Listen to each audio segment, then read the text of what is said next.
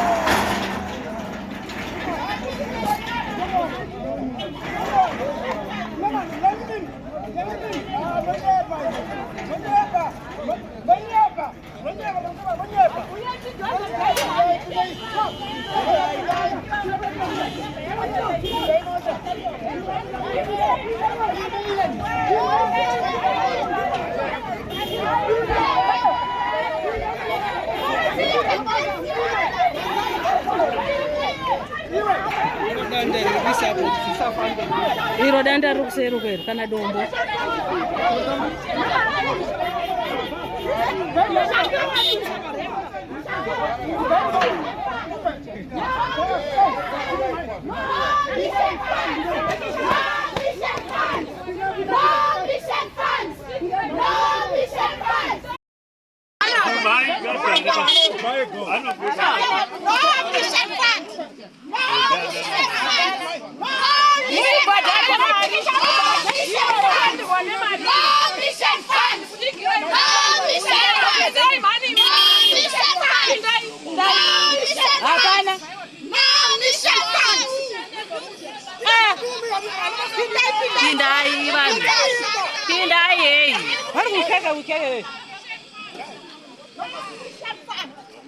Tida kuona re shukuacha aiwa ngatitore sutotorawo ngatito zvirikuunza kwamutema kutoka nhasingadi atore uyu chokwadi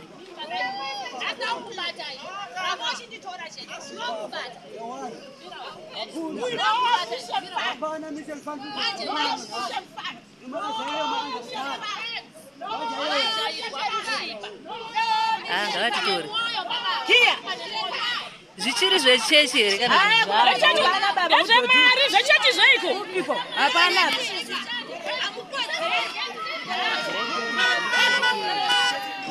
tichiona zvedisi pindai kuda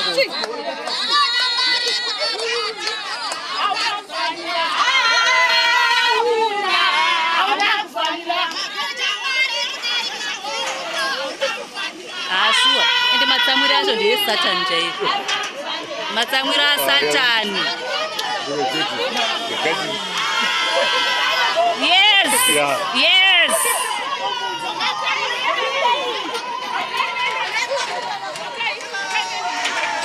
Yes.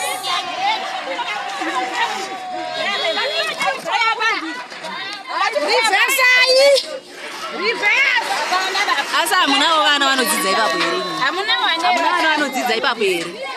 Hamuna vana vanodzidza apa here imi? Hamuna vana vanodzidza apa here imi? Vanhu ngavapinde. Pindai he. Pindai manimi. Pindai vabereki. Tinakuona utashaita sei. Pindai. Nai baba mama munovana here Shosho kuda kuti mutengerwe. Miswa nevamwe vanhu. Vapinda vaende shuwa. Amunyare. Ende mudorime. Mari Ya, pindah. Ini bayar aku ini.